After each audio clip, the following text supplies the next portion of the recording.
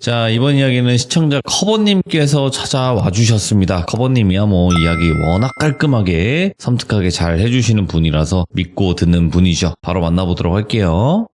안녕하십니까. 아유, 커버님 안녕하세요. 네, 오늘도 잘생기셨습니다. 저 이제 브로맨스 그만하려고요. 아쉽습니다. 먼저 근데- 짚으셨기 때문에 그죠, 좀 그죠. 감당하셔야죠. 불을 붙이고 뭐 한 건 전데, 근데 사실상 거기에 빠진 것도 잘못이죠. 이렇게 또 예, 그것도 저는 잘못이라고 생각을 하고요. 예, 아무튼 커버님의 마음, 제 마음 언젠가 다음 생에는 꼭 만나기를 빌어봅니다. 네. 잘 여며두겠습니다요. 자, 오늘 커버님께서 또 이렇게 찾아와 주셨는데 오늘 해주실 이야기는 어떤 이야기가 될까요? 자, 오늘은 이제 영적인 거 하나도 없이 예. 그냥 아주 매트한 현실 공포 하나 들고 와봤습니다. 사람이 제일 무서운 거예요, 그죠? 맞습니다. 자, 그러면 바로 출발을 해보도록 하겠습니다. 렛츠고! 힐이십니다. 커버요.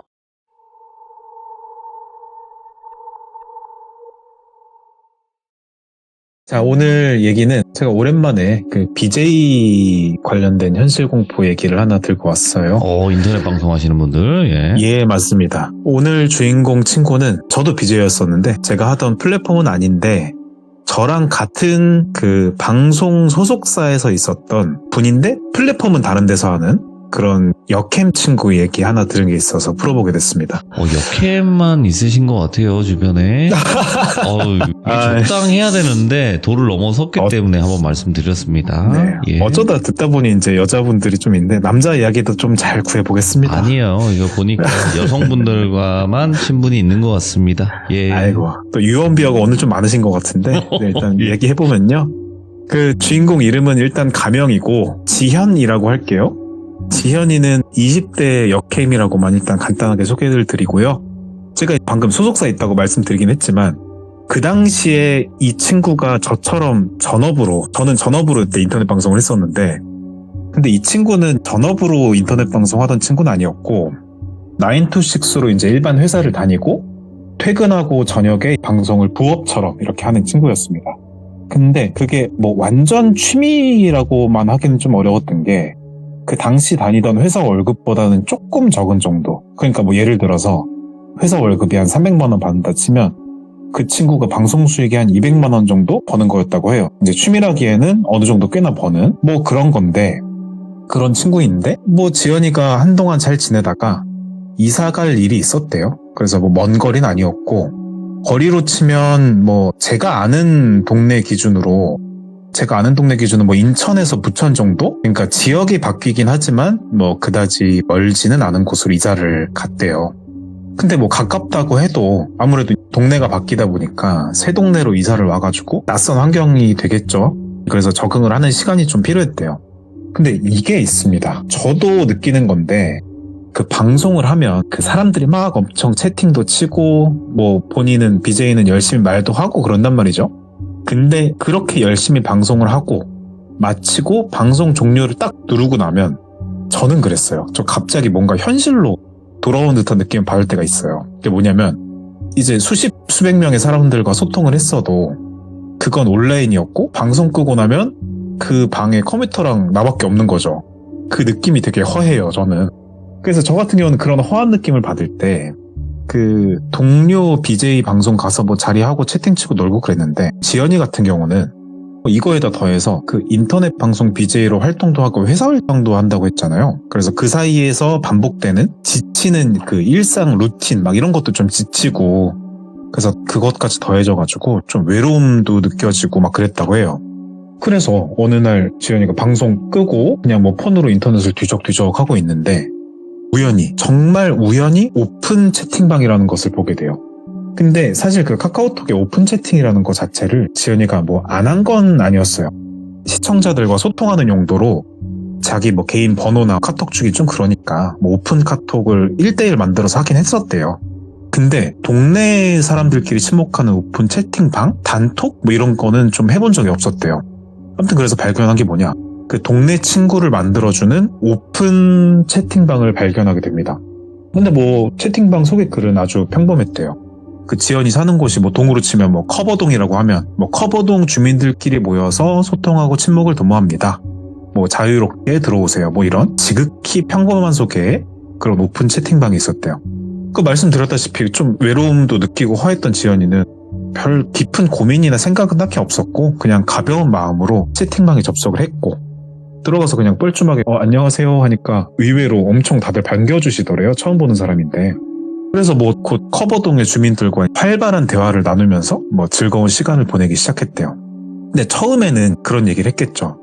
뭐 저는 대략 어디 정도 살고 뭐 몇 살이고 여자고 이렇습니다 하고 서로 소개를 하고 평범한 그냥 일상적인 대화 그리고 뭐 정보 공유 뭐 이런 것들이 이어졌다고 해요. 그러다 보니까 제법 친해진 사람들도 생기고 뭐 일상 대화 플러스 뭐 이런 거 맛집 있대요. 뭐 우리 동네는 이런 게 있습니다 하면서 정모를 좀 해봤대요. 그래서 근데 모이는 사람들끼리만 모였다는데 그래서 그 정모하는 사람들끼리 좀 친해졌다고 해요. 근데 그 중에 지현이가 그 엄청 친해지게 된 사람이 생겼어요. 이름을 뭐 그냥 대충 민수라고 하면 남잔데 그 민수가 지현이랑 왜 친해졌냐? 근데 뭐 처음부터 의도해서 알려준 건 아닌데 뭐 우리 자연스럽게 자기 소개하다가 막 저 어디 살아요. 그래서 너도? 나도? 이러면서 저도 거기 사는데? 막 이런 거 있잖아요. 그런 식으로 이야기가 흘러가다가 자기 사는 곳을 말하게 된 거예요. 그러니까 지연이가 민수한테 저 커버동에 뭐 돌비 아파트 살아요. 뭐 이런 식으로 얘기를 했더니 민수가 뭐야 커버동 돌비 아파트 저도요. 이렇게 된 거예요. 근데 너무도 놀라운 우연인 게 이거는 뭐 들은 대로 말씀드리는 거예요. 진짜 우연이긴 한데 민수가 같은 아파트인데도 지연이의 옆집에 산다는 거예요. 이게 이러기가 쉽지 않은데 그래서 그러다 보니까 그 지현이의 옆집 살던 이웃 민수는 이제 더욱 사이가 가까워져서 평소 지연이와 만나서 식사도 하고 뭐 얘기 나눌 정도로 친절한 친구가 되었대요. 나이대도 되게 비슷했다고 하더라고요. 그래서 처음에는 아무래도 남녀다 보니까 뭐 그냥 좀 어색하기도 한 그런 시기 때는 뭐 동네에 관한 얘기, 공통된 관심사 뭐 이런 일상적인 대화를 나누면서 좀 나름 즐거웠다고 해요. 그 무료한 그 반복되는 일상 속에서. 근데 시간이 지나면서 조금 지연이가 민수한테 불편함을 느꼈다고 해요. 왜냐? 그 질문이 조금 구체적이고 개인적인 부분으로 좀 깊어지기 시작하는 거예요, 이게. 예. 근데 이게 참 애매한 게 뭐 남녀 관계다 보니까 친해지면 물어볼 수도 있지만 지연이 입장에서는 조금 불편했대요. 아무래도 방송을 하는 사람이기도 하고 이제 다수를 익명의 사람들 만나기도 하고 하니까 약간 좀 불편했나 봐요. 그래서 뭐 예를 들어서 지연 씨는 평소에 방송 끝나고 집에서 뭘 하세요? 이런 질문을 했다고 치면 근데 어떻게 보면 이게 일상적인 질문이잖아요. 이런 거는. 그래서 지연이도 처음에는 이웃의 단순한 호기심이다. 뭐 이 정도 생각을 했대요. 근데 민수의 질문이 뭔가 점차 지연이의 생활을 지나치게 자세히 약간 관찰한다? 관심이 너무 많다? 그런 인상을 주었다는 거예요. 뭐 이런 질문이었어요. 지연 씨 어제 방송이 늦게 끝나던데 무슨 일 있으셨어요? 이러는 거예요. 근데 여기 질문에 약간 함정 비슷한 게 있는 게 방송이 늦게 끝난 걸 어떻게 알지? 이 생각이 든 거예요. 그래서 지연이가 근데 예. 근데 제 방송을 보신 거예요? 근데 언제 끝나는지 어떻게 하셨는 건지 뭐 이러면서 당황을 했더니 자기도 그 플랫폼 가입이 되어 있었는데 퇴근하고 인터넷 방송하는 건 공개했었대요. 그래서 인터넷 방송 하신다길래 여기저기 둘러봤다 방송하실 것 같아서 이러는 거예요. 약간 미심쩍었는데 그냥 그 얘기를 들으니까 순간적으로 좀 소름이 끼쳤다는 거예요. 그래서 민수 이 사람이 나를 너무 정확히 지켜보고 있다? 뭐 이런 생각이 좀 들었대요. 근데 이게 지금 우리가 시참에서 들으니까 날이 서 있는데 네. 일반적인 대화에서 들어보면 일각에서는 뭐 들으시는 분들 중에서는 뭐 보다 보면 발견할 수도 있지 뭐 다 우연일 수도 있지라고 생각하실 수 있는데 지연이가 하던 방송 플랫폼이 우리가 흔히 아는 뭐 아프리카 뭐 지금 수빈가 그렇죠? 그리고 뭐 치지직 유튜버 이렇게 막 메이저하는 방송이 아니었대요. 뭐 약간 그렇다고 막 뭐 이상한 거 하는 음지 방송 이런 게 아니고 예. 그냥 좀 속된 말로 하면은 학고라고 하나요? 표준어가 뭐죠? 하여튼 그 약간 덜 유명한 네.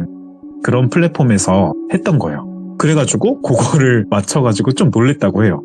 그런 일이 있었고 그 정도 마음 상태를 가지고 있었고 그리고 이야기상 여기서 새로운 인물이 또 하나 등장을 해요. 이 사람은 여자고요. 이름은 뭐 수연이라고 할게요. 수연이. 주인공 지연이, 남성분 민수, 그리고 여기 지금 등장한 사람 수연이에요. 수연이는 지현이의 완전 가까운 측근이자 지인이었어요. 수연이가 지연이가 다니는 회사, 그러니까 그 소속사 회사 말고 진짜 다니는 9시에 출근하는 그 회사에서 지연이와 같은 시기에 입사를 해가지고 친해진 친구였어요.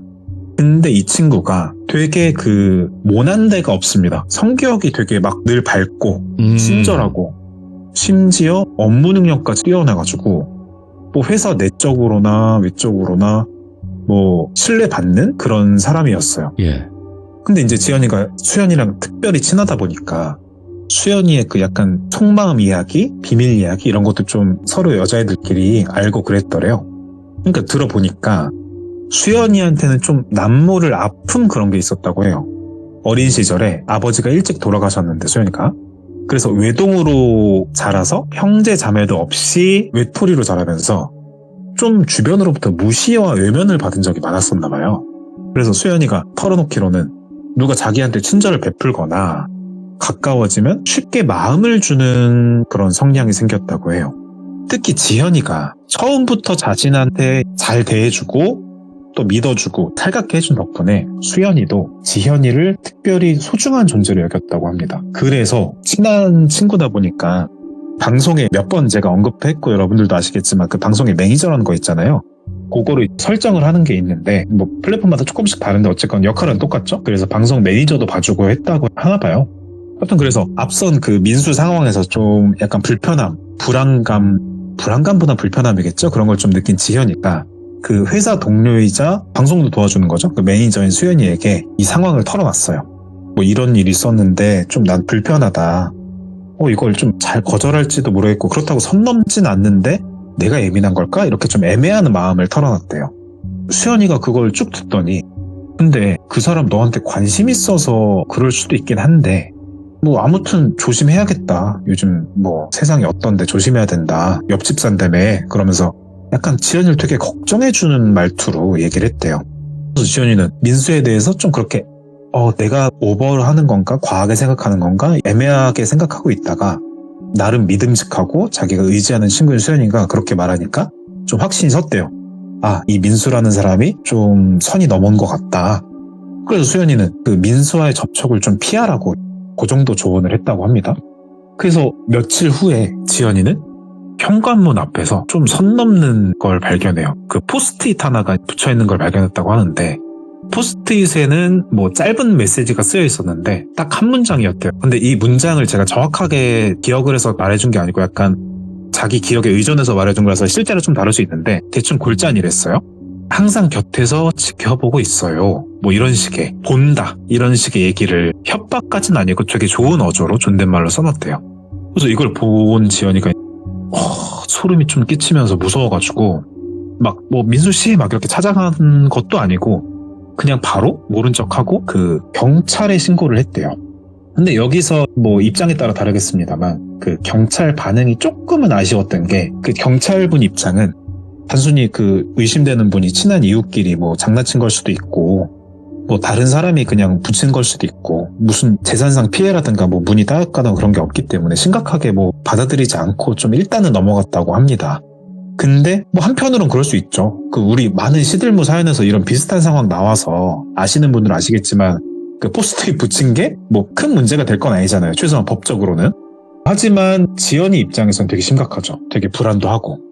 그래서 그 사건 이후로 지연이가 뭐 방송 끄고 잘 때마다 잠을 제대로 잘 수 없을 만큼 약간 불안감이 점점 심해졌대요.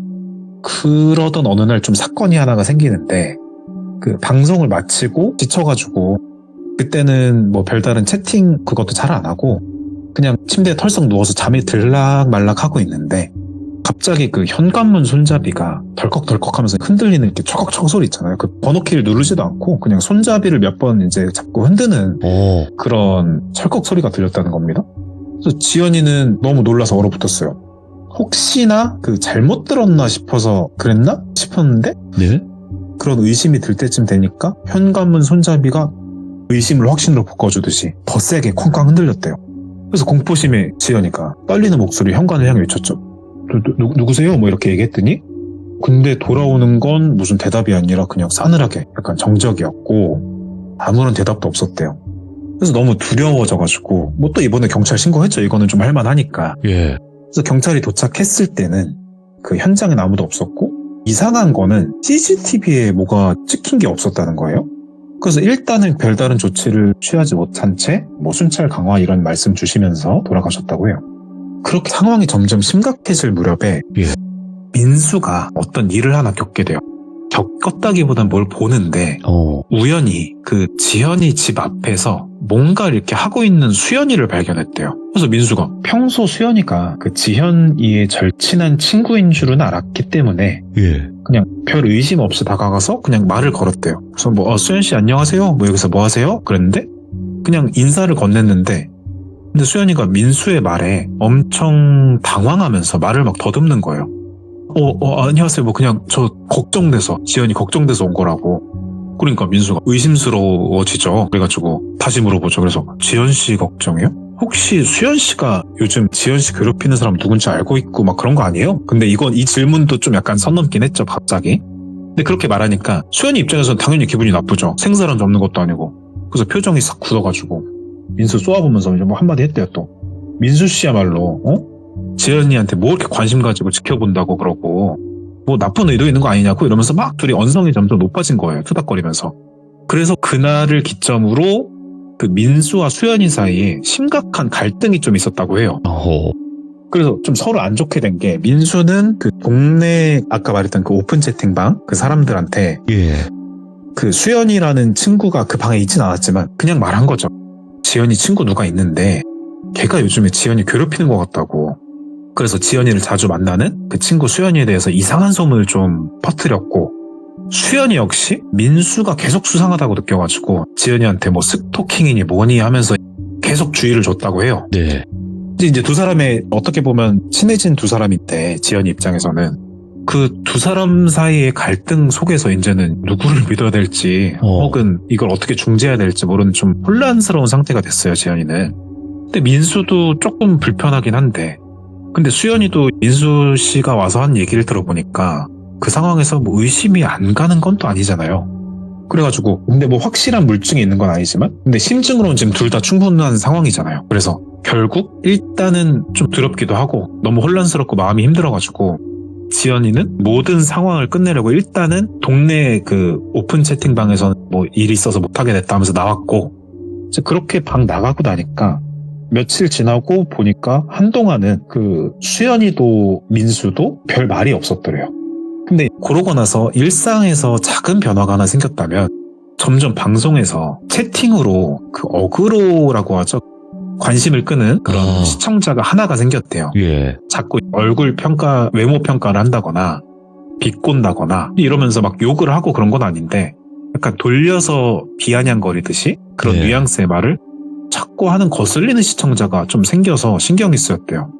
제가 말씀드릴 때 수연이가 그 방송 매니저라고 했는데 그거를 같이 채팅을 치면서 그 시청자한테 뭐라 막 하다가 나중에 그 계정 때문에 지현이가 너무 스트레스를 받으니까 그 계정을 매니저 권한으로 차단을 해버렸대요.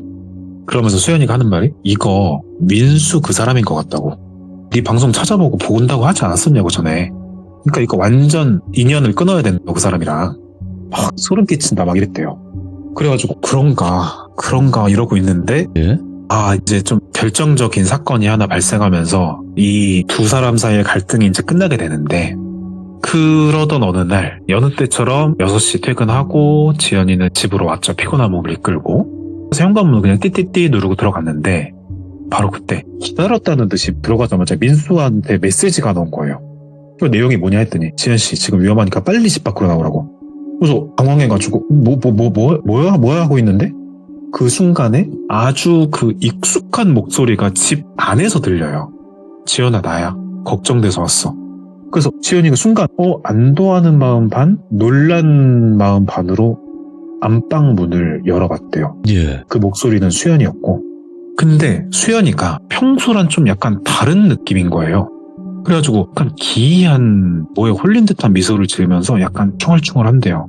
그래서 가까이 가서 수연아 하니까 이제 둘뿐이라고. 민수도 없고 내가 너 지켜보고 있었다고. 내가 너 제일 이해해준 사람이 아니냐고. 진짜 조심해야 된다고 너. 근데 이 말을 들으니까 제정신이 아닌 것 같아가지고 지연이가 소름이 돋아가지고 동시에 불안감도 크게 달하고 그래서 이제 뭘 의도한 건 아니고 본능적으로 몇 걸음 뒤로 물러섰대요. 그러니까 수연이가 진짜로 빙이 된 사람 마냥 천천히 이제 다가오면서 말을 이어갔대요. 지연아, 지금 진짜로 너까지 나 버리면 나 이 세상에서 나 혼자라고. 그리고 너만큼 나 이해해준 사람 없고 나만큼 더 이해해준 사람 없다고. 근데 계속 보니까 눈빛이 맛이 간 거야 이미. 그래서 지연이가 떨리는 소리로 수연아 제발 그만하라고. 왜 그러냐고. 그러니까 수연이가 갑자기 지연이 손만 꽉 잡으면서 갑자기 약간 울부짖듯이 소리쳤대요. 아니 엉엉 울더래요. 제발 나 떠나지 말라고. 진짜 너 없으면 안 된다고. 그런데 수연이의 그 악력이, 그 손잡는 힘, 악력이 생각보다 너무 강했고 손목에 통증을 딱 느껴가지고 팔을 확 뿌리쳤지만 또 점점 애가 미쳐가지고 달려들더래요.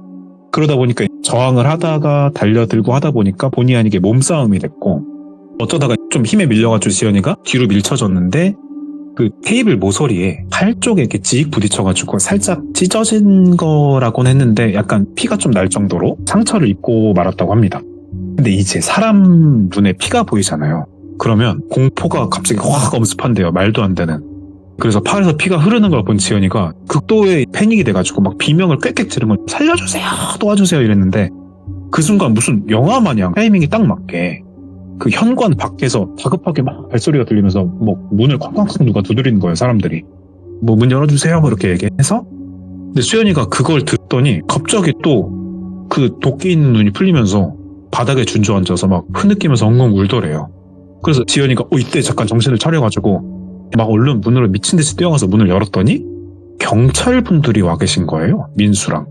그래서 경찰들이 들어와서 신속하게 수연이를 제압했다고 합니다. 근데 경찰이 어떻게 그 타이밍에 뭘 알고 왔냐? 아, 이게 민수가 신고를 해준 거예요. 민수가 옆집이라고 했잖아요. 근데 수연이가 지연이 집에 드나들긴 했는데 그 없을 때 자기가 그냥 그 번호 치고 들어간 걸 본 적은 한 번도 없었단 말이죠. 그래서 수연이가 들어가는 모습을 보고 뭐 지연이 집에 있어서 그냥 놀러 왔나 보다 했는데 그 얼마 후에 지현이가 따로 이제 퇴근하고 들어가는 모습을 본 거예요. 그래서 평소에 민수랑 수연이가 사이가 안 좋기도 했고 왜냐면 서로 의심하고 있었으니까. 근데 민수 입장에선 저거 무슨 일 일어날지도 모른다. 아니면 말고라는 생각이라고 할 수도 있지만 그래도 아니면 다행인 거고 신고는 해야겠다 해서 지연이한테 바로 아까 그 뭐 위험하다 나와라 그 메시지를 보낸 것과 동시에 경찰에 신고를 하고 자기는 그 단독 행동을 하지 않았대요. 근데 사건이 종료된 후 조사 과정에서 밝혀진 사실은 조금 더 충격적인 게 있었대요. 알고 보니 그 수연이가 예전부터 주변 사람들에게 강한 애착과 집착을 보였었고 자신에게 조금이라도 소홀해지면 극단적인 행동을 반복했다고 합니다. 그래서 수연이가 지연이의 그 이웃 민수한테 모든 혐의를 돌리려고 약간 상황을 꾸민 그런 거였나 봐요.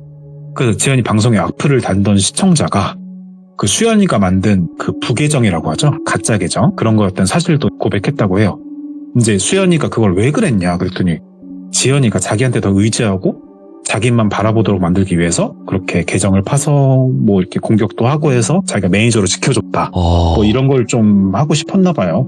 그래서 모든 진실을 알게 되니까 지연이가 뭐 약간 의심은 했었어도 좀 어느 정도 충격에는 빠졌고 결국 지역 이사는 했대요. 근데 여전히 누군가 좀 약간 지켜본다는 느낌? 내가 어디 집 밖에 문 열고 나가면 누가 따라올 수도 있다 뭐 이런 생각은 조금 한동안 갔대요.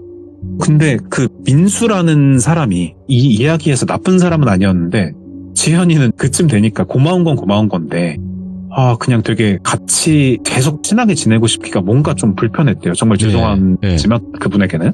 하여튼 그래서 이사를 갔다고 하고 그래서 지현이가 마지막으로 저한테 말하면서 당부한 게 근데 제 얘기인데 제가 그 시참할 때 마지막에 항상 교훈적인 얘기를 하는지 모르겠는데 이 친구가 오빠 시참할 때 꼭 마지막에 교훈 같은 거 남기던데 이거 말하라고. 그래서 아무튼 들은 대로 말씀드리면 가장 친절한 사람이 때로는 가장 위험할 수 있다. 사람 너무 쉽게 믿지 마라. 가까운 사람일수록 이런 말을 꼭 귀족님들께 당부 말씀 전해줬으면 좋겠다고 합니다. 그래서 마지막으로 그 몇 가지 이야기 개연성상으로 좀 제가 추가 질문하고 그 답변받은 내용 2가지 정도 좀 이제 정리해드리면 그 먼저 민수가 지현이한테 처음에 약간 집착하듯이 느꼈다고 했잖아요. 지현이가. 근데 그거 나중에 듣고 보니까 그 민수가 나중에 사건 마무리되고 얘기를 하면서 어느 정도 호감이 있는 건 맞았다고 해요. 그리고 인터넷 방송도 진짜 우연 같긴 한데 그 플랫폼에 가입해서 본 것도 맞다고 합니다. 뭐 민수 정원이긴 하지만요. 근데 그 이후로 스스로 좀 옆집 살기도 하고 네. 지연이 눈치도 보이기도 해서 좀 자중했었다고 해요. 민수는 그 얘기를 들었대요. 그다음에 두 번째로 아까 그 현관문 손잡이 흔드는 거 얘기할 때 CCTV에 뭐가 안 잡혔다고 했잖아요. 그래서 그게 제가 좀 듣다가 쭉 듣고 나서 좀 물어봤던 게 그게 무슨 영가도 아니고 현실공포 얘기를 하면서 그럴 수가 있냐 그랬더니 그런 건 아니고 그 경찰이 CCTV를 확인했지만 그 현관문 앞에 카메라가 그 사각지대 비슷하게 이렇게 사각이 있대요. 그래가지고 문이 흔드는 사람 신원 파악이 좀 힘들었다 뭐 이런 얘기 해주셨다고 합니다. 그래가지고 범인 잡기 힘들었다고 했고 그렇게 돼서 뭐 집착이 심했던 그런 어떤 친구 얘기 제 역캠 BJ 친구 얘기 하나 들은 게 있어서 준비해봤습니다. 너무너무 이야기를 잘하시니까 그냥 뭐 영상화가 싹 됩니다. 알아서. 예. 그래서 저희 또 그림 작가님들도 편하게 그림을 또 그려주실 수 있을 것 같아요. 제가 보는 영상은 그 돌비님 얼굴 영상밖에 없어서 잘 모르겠습니다. 아이고. 뭐 감사합니다. 맞다. 마음 접기로 했죠? 네. 적으시고요. 네, 조심하겠습니다. 다음 생에 언젠가 연이 된다면 그때 네, 뵙도록 감사합니다. 하겠습니다. 감사합니다. 네, 오늘 너무 감사드립니다. 네네. 네. 미련을 버리지 못하시는군요. 안 되는 건 안 되는 겁니다. 네, 아시겠죠, 여러분들? 그리고 우리 커버님께서 여러 가지 이제 주변 그 사람들의 경험담들을 이렇게 들려주시는데 너무 깔끔하게 이야기를 다 정리해서 전달을 하나하나 다 해주시는 건데 여러분들 큰 박수 한번 주시고 항상 응원 댓글 꼭 남겨주시길 바라겠습니다. 감사합니다.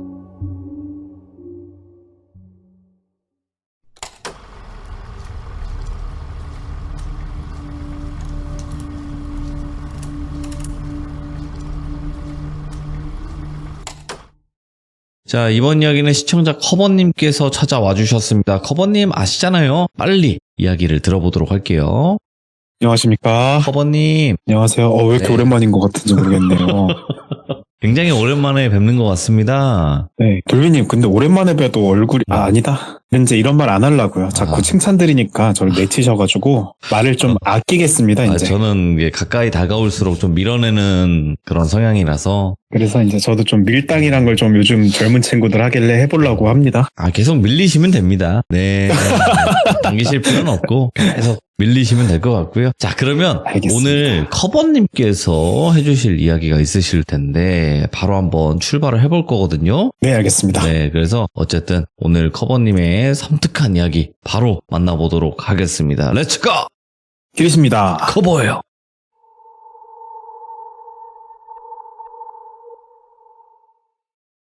제가 시참을 매주 참여를 하게 되면서 여러 가지 주제를 말씀드리는데 그 중에서 BJ라든가 뭐 인터넷 방송업계에서 일어나는 일들 얘기할 때 최근에 제가 사연 몇 개를 수집하는데 도움을 주신 분이 계셔요. 이쪽 업계 그 인터넷 방송 소속사 중에 하나 운영하시는 뭐 젊은 대표님이 한 분이 계신데 네. 그분이 저한테 그 여러 사람들 소개도 시켜주고 사연도 들고 와주셔서 연결해주시고 뭐 그런 게 있어요. 그래서 오늘 얘기는 그러다 듣게 된 사연인데 제목을 간단하게 채용 공고라고 한번 해볼게요. 채용 공고 무섭다 괜히. 예. 네. 이거는 제가 있던 인터넷 방송 소속사는 아니고 건너듣고 이 당사자한테 동의를 구하고 말씀드리게 되었습니다.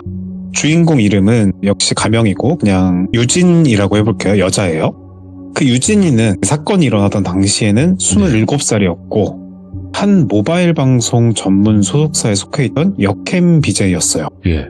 이 유진이가 저랑 이제 소속사는 안 겹치는데 같은 플랫폼을 했었어서 서로 존재를 알고는 있었거든요. 아무튼 그 사건이 일어날 당시에 유진이는 인터넷 방송 시작한 지가 한 대략 2년 정도 됐었고 뭐 수익도 그럭저럭 나쁘진 않았다고 해요. 근데 유진이가 원래 꿈꾸던 거는 직업이 방송은 아니었어요. 그럼 목표가 뭐였냐? 좀 비슷한 결이긴 한데 엔터테인먼트 회사에서 일을 하는 거였대요. 이게 뭐 저도 그렇지만 방송이라는 것이 잘하면 큰 수익을 낼 수는 있어도 이 직업이 다른 측면에서 그러니까 직업 안정성이라는 측면에서 봤을 때 되게 안정적인 직업이냐? 그런 측면에서 보면 좀 불안한 게 있긴 하거든요. 그래서 유진이도 그런 마음에 방송도 물론 재미있고 좋지만 좀 안정적으로 직장을 다니고 싶어 했대요. 네. 그래서 낮에는 방송 안 하니까 회사 취직을 준비하면서 밤에는 방송을 하고 뭐 그러고 있던 친구였어요.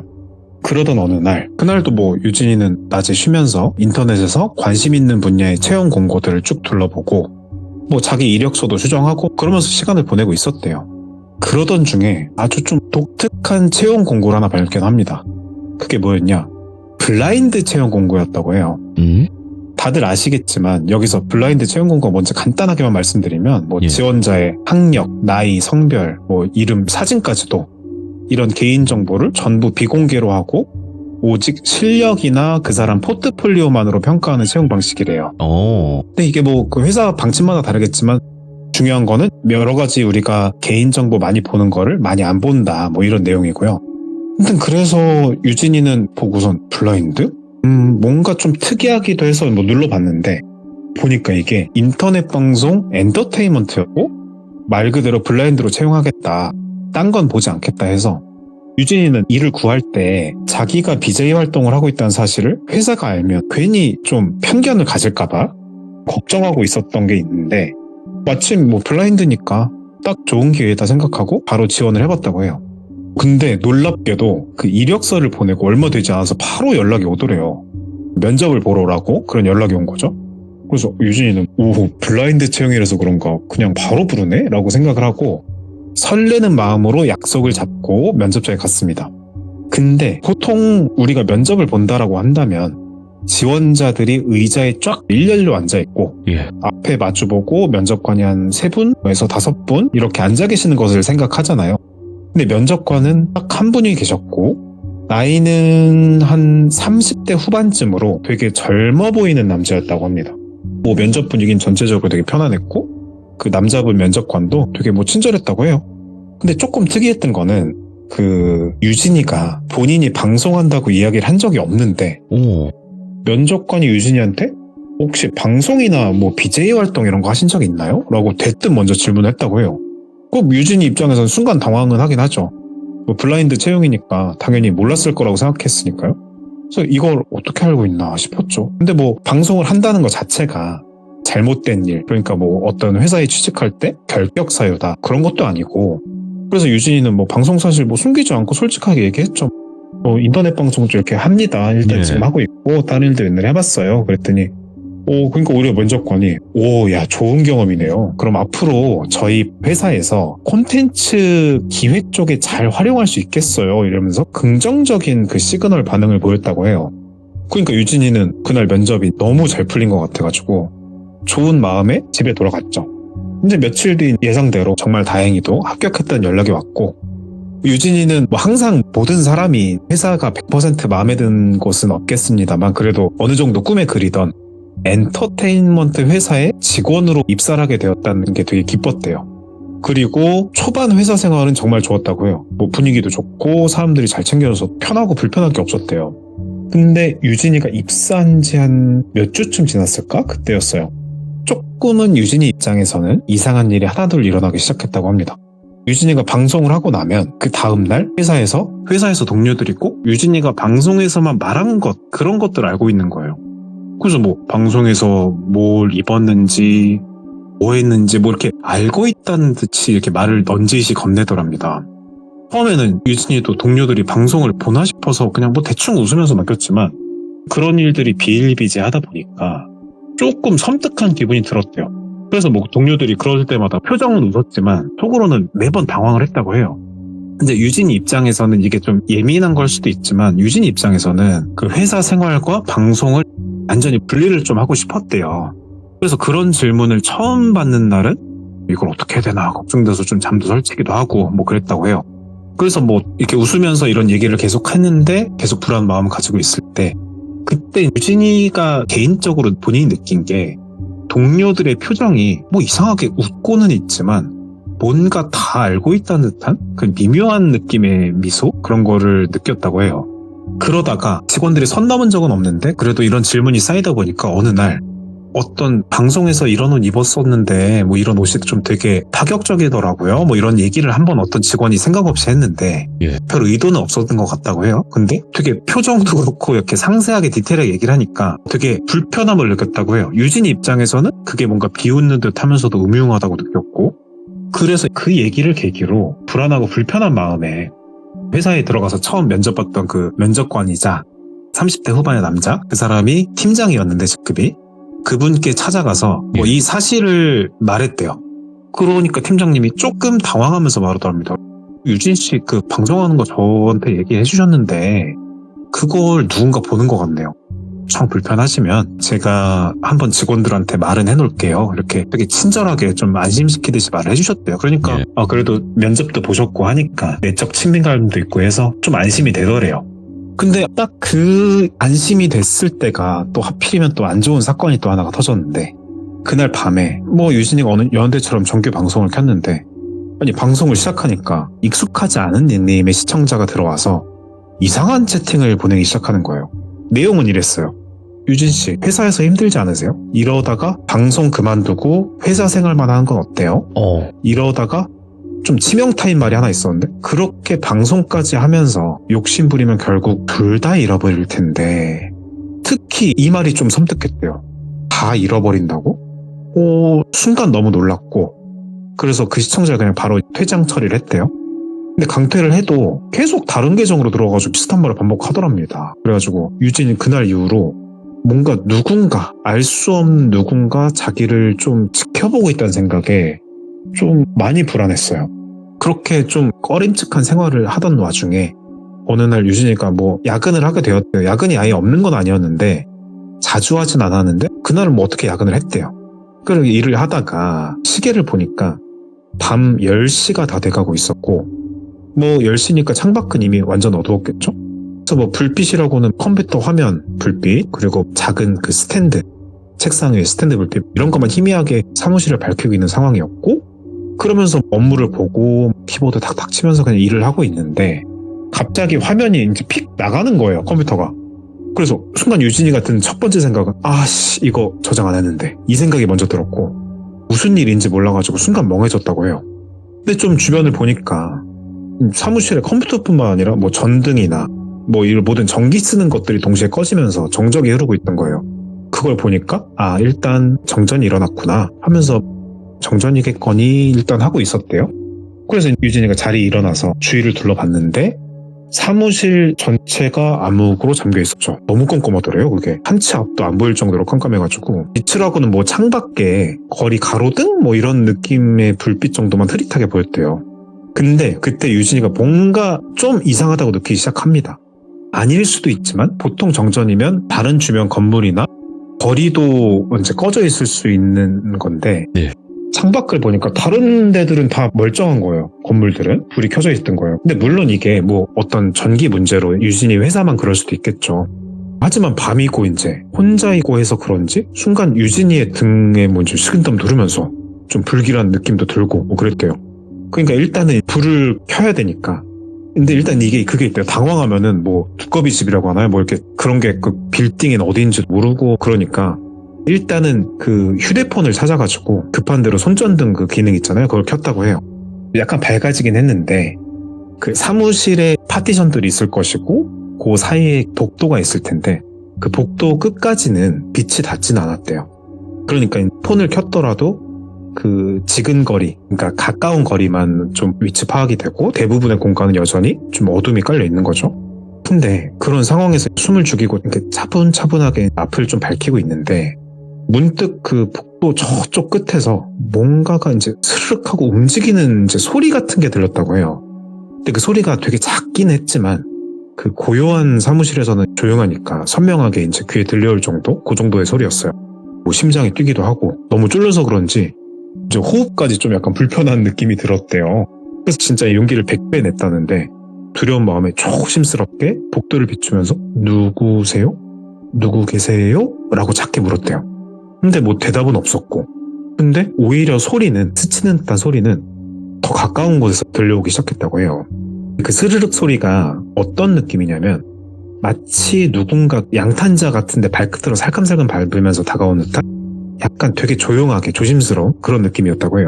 그러니까 생각을 해보면 계속 안 보이는데 소리만 들리니까 나중에 좀 약간 힘이 빠지는 느낌이 들었대요, 다리 쪽에. 그래서 숨이 턱 막혀가지고 이제 자기도 모르게 좀 떨리는 손으로 휴대폰 그 불빛을 천천히 비추면서 한 발짝씩 뒤로 물러섰죠. 근데 뒤로 차근차근 걸어가는데 뒷걸음질을 치는데 갑자기 예상치도 못하게 등 뒤에서 욕심 부리니까 힘들지 않아? 이러고 누군가 약간 낮게 속삭이는 듯한 목소리가 들렸대요.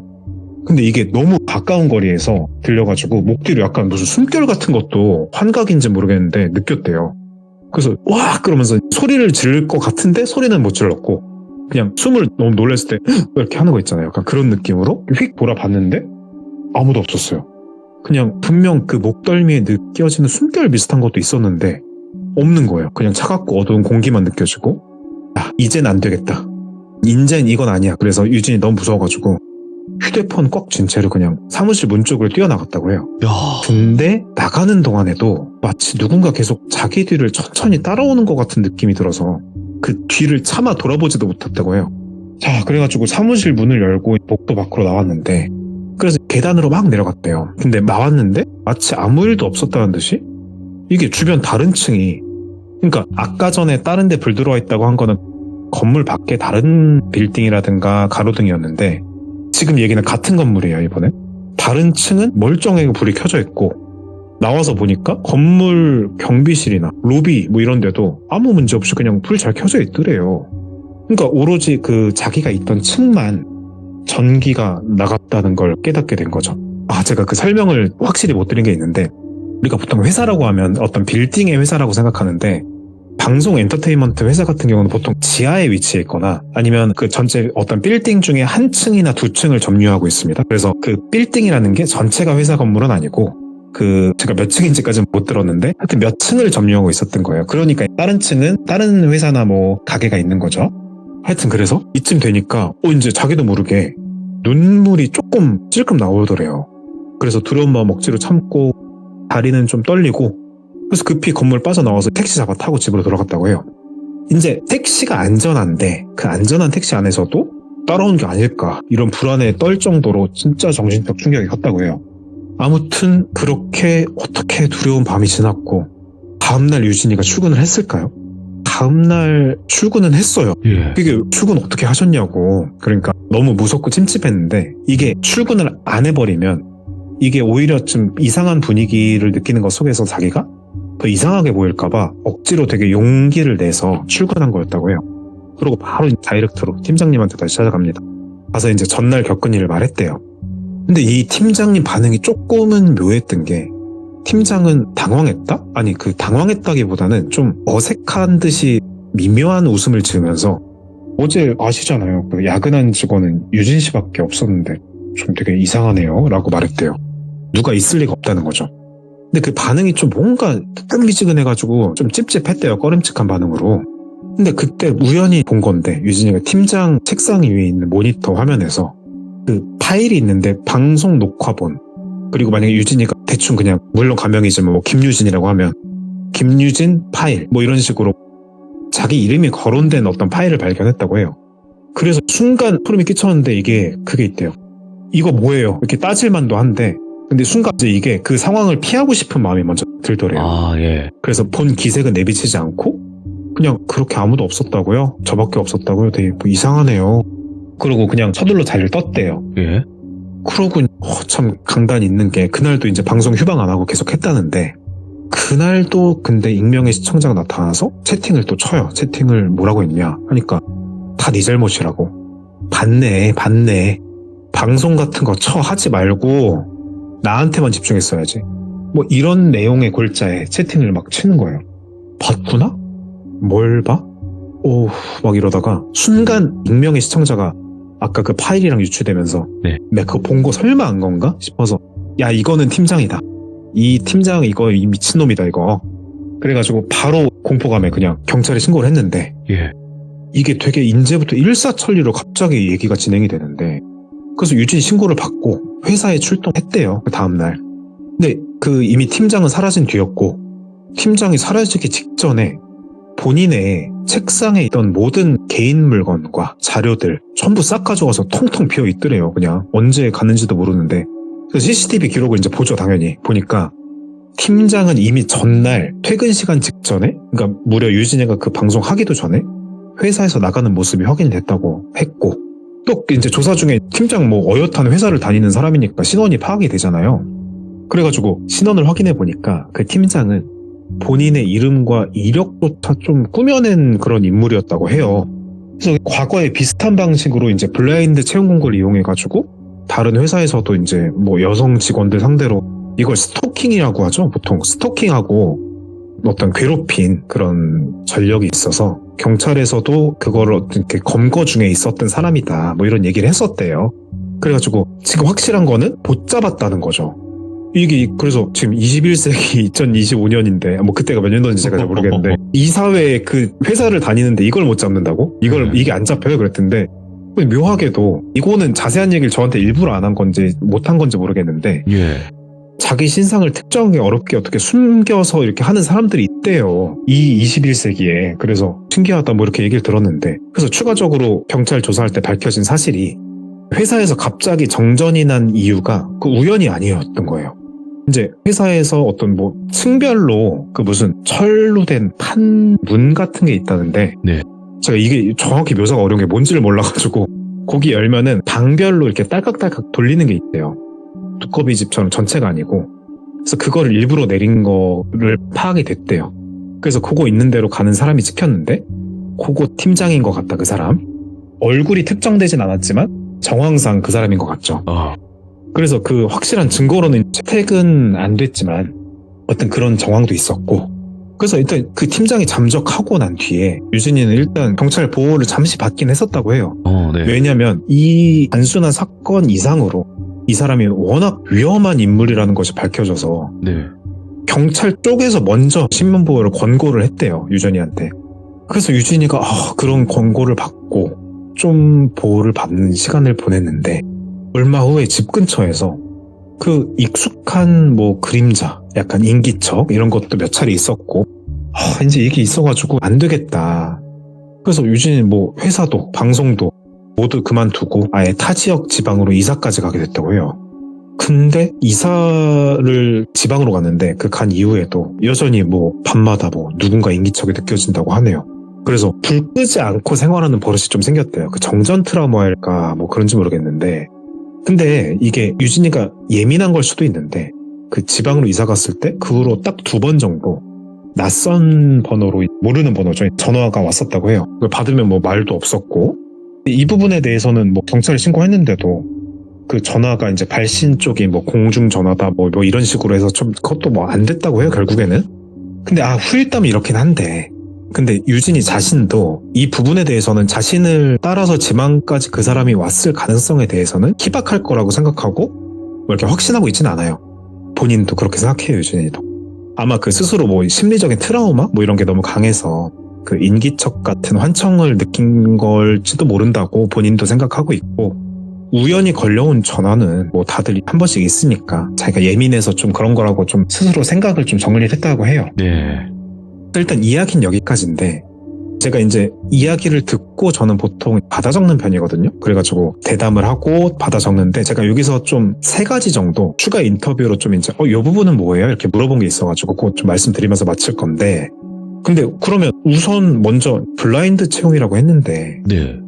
근데 어떻게 팀장은 유진이에 대해서 그렇게 잘 알고 있었냐 그거 먼저 물어봤더니 회사가 블라인드 채용이라고 했지만 사실 지원자 이력서와 함께 등록된 그 포트폴리오를 냈다고 하는데 그거 좀 파악이 된 게 있고 특히 개인 SNS 계정 통해서 이제 정보를 많이 좀 수집을 했었다고 하더라고요.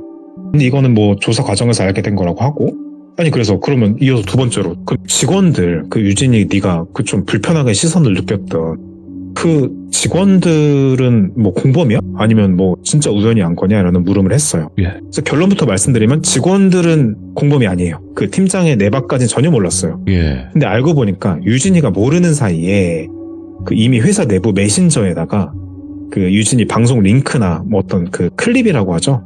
짧은 영상 그런 걸 은근히 좀 돌린 거예요. 팀장이. 예. 그래서 직원들은 뭐 당연히 모르니까 유진 씨가 이런 거 하는구나. 그래서 가벼운 마음으로 직원들도 찾아본 거고 유진이한테 의도 없이 이야기를 한 거지만 뭐 유진이한테는 이게 점점 스트레스고 좀 불안하긴 했겠죠. 그래서 유진이가 좀 이제 사건이 흐르고 진정되고 보니까 이상한 게 또 있었어요. 나중에 유진이가 생각해본 내용이라는데 세 번째예요. 팀장과 면담할 때 조금 이상한 게 있었던 거죠. 결과론적인 거지만 예를 들면 아까 그 익명의 시청자가 욕심부리면 둘 다 잃는다라고 한 말과 비슷한 표현을 면담 도중에 팀장도 그 유진이한테 했다는 거예요. 팀장은 웃으면서 회사랑 방송 둘 다 하면 힘들 텐데 욕심부리지 말고 하나만 집중하는 것도 좋을 것 같다. 뭐 이런 얘기를 한 적이 있었다는 겁니다. 그때는 이제 단순 조언이라고 좀 생각은 했는데 뭐 물론 방금 말씀드렸지만 결과론적인 얘기지만 나중에 채팅창을 복귀하고 그 말들을 곱씹고 나서야 이거 팀장님이 쓴 말인가? 뭐 이런 느낌이 들어서 좀 소름 끼치는 후일담도 있었다고 합니다. 그래서 블라인드 채용 공고라는 게 장점도 물론 있지만 뭐 장점이 훨씬 많죠. 네. 근데 뭐 이런 일이 일어날 확률은 말도 안 되는 확률이죠. 없다고 봐도 무방한데 이렇게 이런 이야기가 흘러가는 걸 보니까 이러면 또 생각보다 위험한 요소도 있을 법하다 싶더라고요. 그리고 항상 뭐 부작용은 있는 거니까. 네, 그 뭐 모든 걸 숨기고 면접을 본다는 건 예. 때로는 상대방도 숨길 것이 많다는 식으로 해석이 되기도 하니까요. 물론 당연히 채용 블라인드 그거 자체가 나쁘다는 건 아니지만 예. 만약에 뭐 블라인드 채용이 아니더라도 채용 과정에서 어떤 회사나 단체가 뭔가를 그 지나치게 숨기려고 하는 느낌이 든다면 반드시 그런 부분은 좀 주의하시라 이런 말씀을 드리면서 이거 제가 교훈 자꾸 한다고 어제 말씀드렸는데 교훈하는군요 제가. 그래가지고 아니 그래서, 근데 교훈이 네. 있어야 돼. 예, 그래야 이 이야기를 또 전달하고자 하는 취지가 네. 있는 거니까요. 그리고 지금 말씀해 주신 거를 토대로 이제 말씀을 드리자면 진짜 이상한 직원도 많고요. 이상한 회사 사장도 많아요. 그러니까 제발 양쪽 다 좋은 사람끼리 만나서 일도 하고 회사도 키워가고 이렇게 양쪽에 좀 잘 되었으면 좋겠다라는 또 생각이 들고요. 오늘 커버님의 이야기도 한편으로 우리 주변에서도 우리 누군가가 겪을 수 있는 이야기로 들어서 너무너무 감사드립니다. 고맙습니다, 커버님. 감사합니다. 네. 근데 진짜로 여러분들도 잘 아시겠지만 이 회사라는 공간이 돈을 벌려고 오시는 거고 누군가는 내 회사를 키우려고 사람을 쓰는 거고 이제 이런 방식인 거잖아요. 회사 자체가. 근데 정말 이렇게 안 맞고 이상한 사람들이 있어요. 서로 간에. 양쪽 다. 근데 잘 모르죠. 내가 이상하다라는 걸 잘 인지를 못하니까 대부분의 사람들은. 근데 좀 잘 맞는 분들끼리 만나서 아무 일 없이 열심히 양쪽 다 번창해 나가는 그런 모습을 보고 싶은데 그러면 아마 현실공포 이야기라든지 뭐 이런 쪽이 잘 안 나오겠죠. 커버님께서도 말씀하셨듯이 그런 부분을 항상 조심하시길 바라겠습니다. 감사합니다.